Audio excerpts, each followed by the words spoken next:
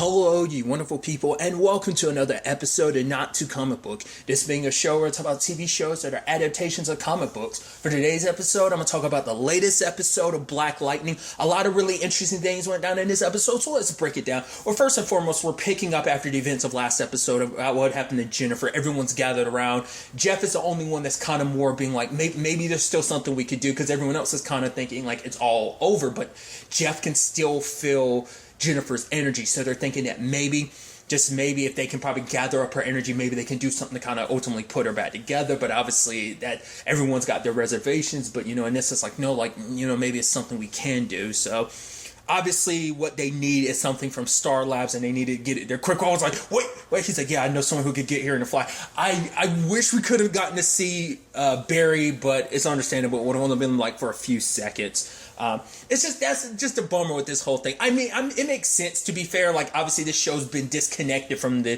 Arrowverse since the beginning. Obviously this is taking place on an entirely different Earth, so it makes sense. I mean, even look at Supergirl. Like, Supergirl's had, like, outside of the big crossovers, Supergirl's had like two other like crossovers with the Arrowverse, and that being like season 1 where the Flash and Supergirl crossover, and then like what was it, season 3 maybe, when they had their musical episode. So outside of like the big crossovers, those were the only crossovers Supergirl really had with the Arrowverse in general. So it's not like it's that crazy, but it's just like it would have been dope. But hey, they exist on the same Earth, so they were to do something like that. You're like, yeah.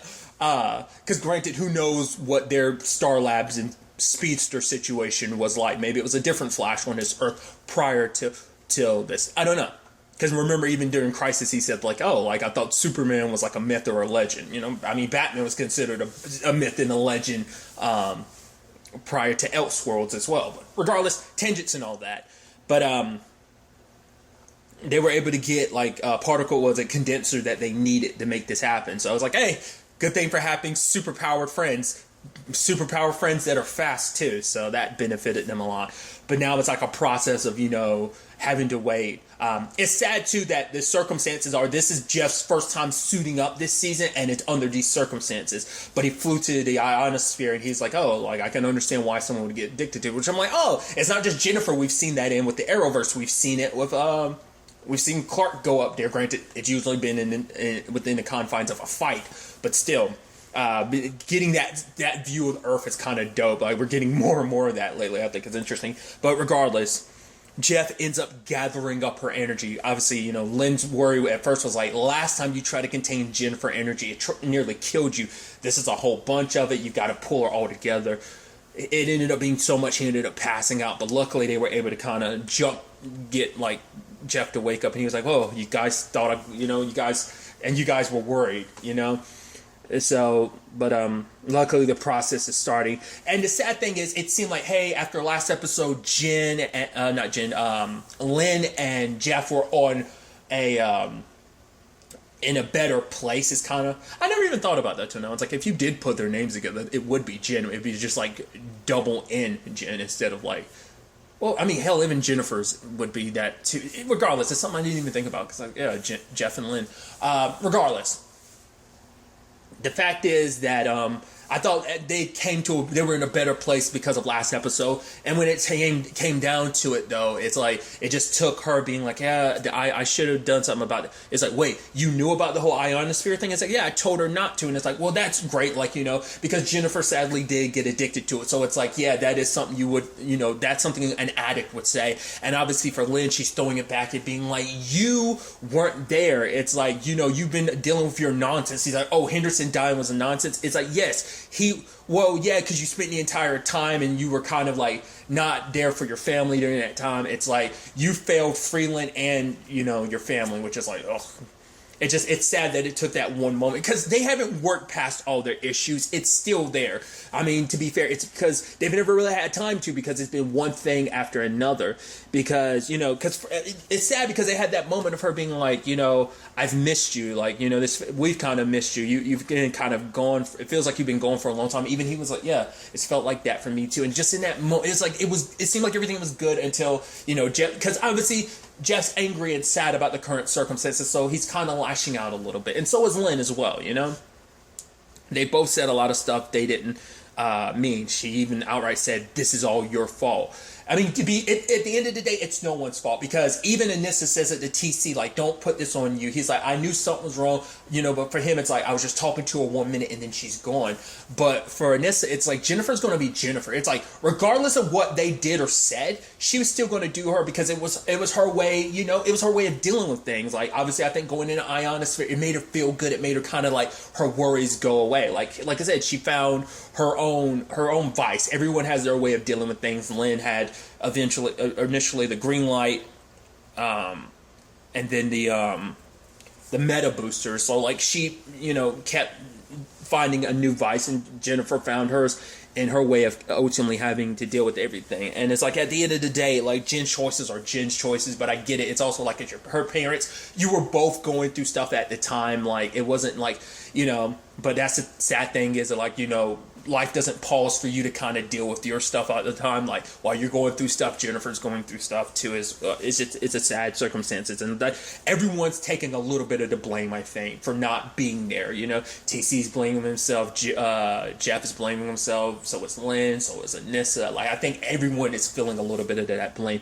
under these circumstances. What's even worse is things get even worse, because you have Chief Lopez being like, "All right, so the dude that obviously we know that he's from the 100, and Lala had him killed, but obviously because of his wounds and everything, it looks like either Black Lightning or Lightning did it," which Hassan backs up Black Lightning. He hadn't been seen in a year, plus the brother's never been someone who does something like that, even though we know he is the one who did that. Granted, he didn't kill the dude.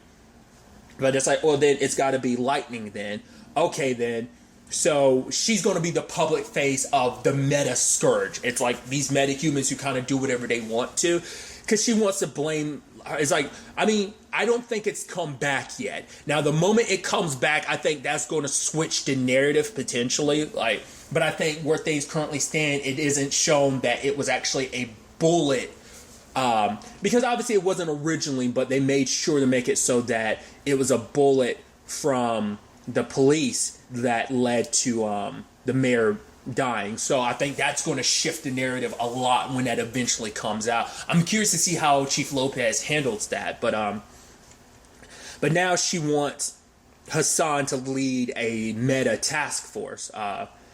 And obviously for Hassan, it's like, oh, I appreciate the opportunity, but for him, it's like, I'm not that. Like, that's why I didn't join SWAT. I'm not about to bust down people's houses 2 a.m. for a dime bag. I'm definitely not going to do that for meta. It's like he's coming at this from a very level-headed perspective, because obviously we learned last episode, like, obviously, like, he looks up to Black Lightning. Black Lightning set him on the right path, so he's not trying to, like, because I think for him, more so than anything, as being black and being a cop, like, he knows, like, tilting that line between, like, generalizations and just coming after someone just because of their difference. So I'm not going to roll up on other people just because they met us. Like, that's just not, him. But obviously Lopez doesn't take no for an answer. He's like, yeah, I'm glad for your input, but I'm not giving you a choice here. Don't screw it up. It's like, I get it. Like, her whole thing is, like, for her, it's like, I'm trying to rein back controls of this city, but at the same time, it's still kind of like, I think it's going to be a situation where Chief Lopez ends up crossing those lines, where she gets a little power tricky. I think she kind of already is, but I think things are going to blow up in her face, and I think eventually Hassan is going to be the one to become the new chief to kind of take over things, because I think he's a little more level-headed. Obviously, like, he was under Henderson's tutelage, and I think a lot of Henderson's principles and aspects of his person, like who he was, I think it's going to translate over to Hassan, and I think Hassan's going to be like that new step forward, kind of bridging that gap between both, the citizens, the police, and metas. I think he's going to be, him and Black Lightning going forward will probably help bridge a lot of those gaps. Kind of very, very Batman, Jim Gordon-like, I think. So I'm interested to see kind of where things go. I wonder at the end of it all, will Jeff end up telling Hassan who he really is, or will it be something where Hassan ends up figuring it out? We'll kind of have to, wait and see on that front. But there was also that sweet story that Jeff was talking to Gamby about, like obviously Jennifer when she was like a little girl, and he had turned his eyes away from her just for a few seconds, and she ended up disappearing. And for him, he spent so long looking for her. Like, granted, it was only a few minutes, but it felt like hours. And in that moment, it felt like the worst time in his life until now, because obviously no one knows how this whole situation is going to shape up. Even TC later on is talking to the machines. It's like they can reconstitute and reconstruct her body, but it doesn't mean she'll necessarily survive everything. So it's a situation of, what do we do? Like, if she doesn't make it through this, obviously TC, like I said, TC blaming himself for everything happening, and it's like you try to do the right thing, because for Gambi, it's like a secret is like a marriage. It doesn't hold up if both people don't hold up their end of the bargain, So, but we also see, Jeff suiting up because Gambi had told him, like, what Lynn said wasn't right. This isn't your fault, but Freeland has been without Black Lightning long enough. You are the hope of Freeland. You always have been, you always will be. So, and then Jeff being like, right now, we all need a little hope. So, suits up, goes to Lala's fighting ring, and ends up taking them down. Obviously, him and Lala pointing guns at him. Well, he's like, put the gun down, Lala. It's like, obviously, the cops are on their way.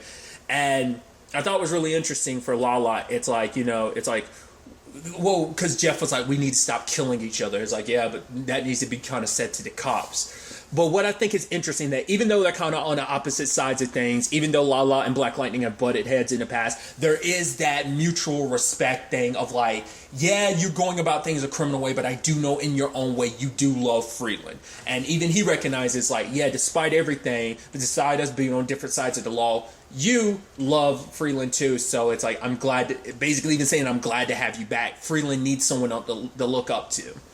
Because, yeah, he's been holding Freeland down, but obviously doing it his way. But obviously, it's like, even he recognizes what Black Lightning brings.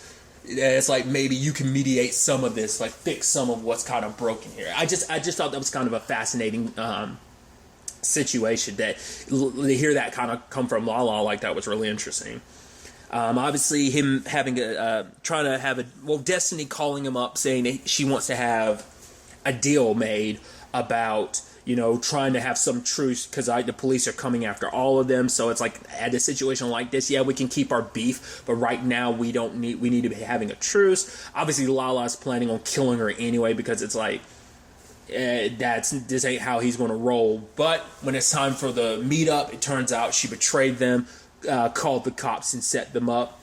Lala ends up quote unquote dying, but to be fair, obviously with Lala's situation, that's a no-go. I guess Destiny wasn't aware of his circumstance. I guess very few people are aware of, like, Lala's circumstances. Because obviously the whole ghost thing, like, only he can see the ghost. Like, I guess people are just like, oh, those tattoos, they just popped up out of him. I guess you won't see them because obviously they're just constantly popping up of ghosts of people he killed, covering his body. So, like, I guess you would never, like, I guess just, like I said, not many people know his circumstances. So, obviously the cops turn their back on him and he pops up, and obviously we have Destiny nearby watching him and like, damn, all right, bring in someone. We need someone to take care. We need a meta assassin to take care of these metas. So, and that's definitely going to be interesting. Once again, Lala's not that easy to kill, so we'll see how things kind of work out on that. Obviously, the rest of his gang, or at least the people who showed up, we don't know, like, if there's other people out there, still out there. Obviously, Devontae and some of these other probably close-ranking people are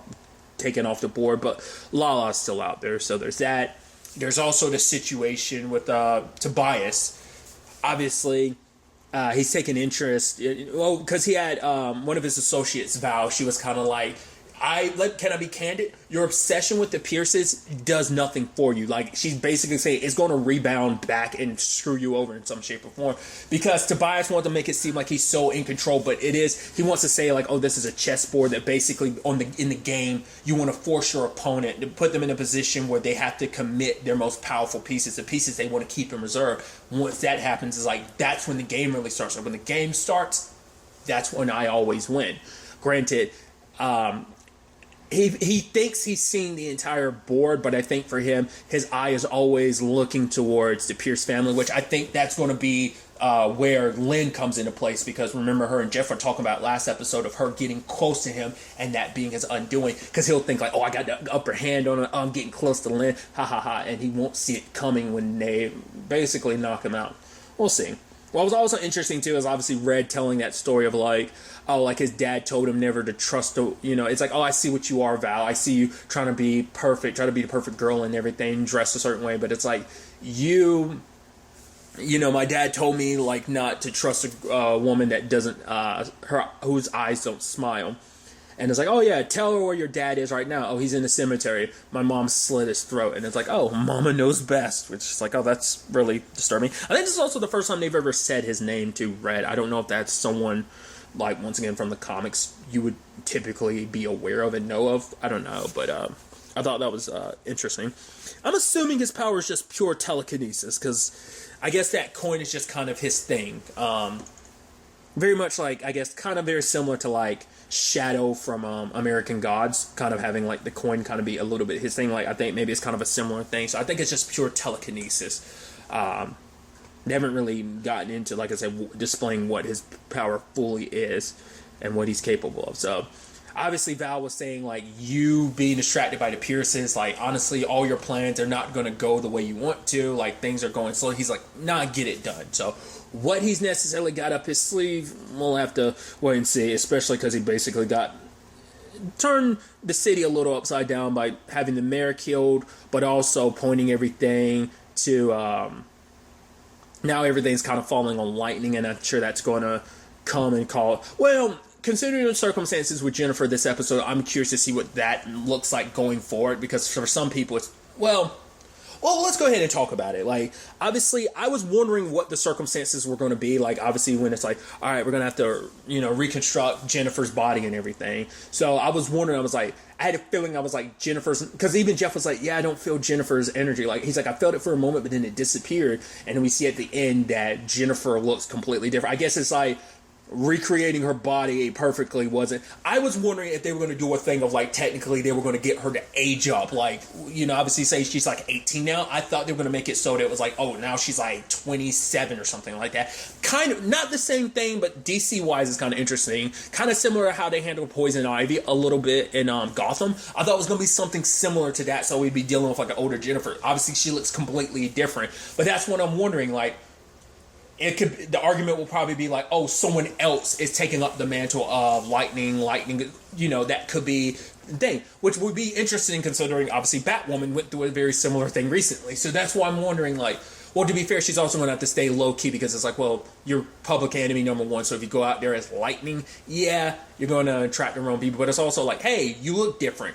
This is probably the way she's stuck for the rest of her life. Maybe there's no changing that.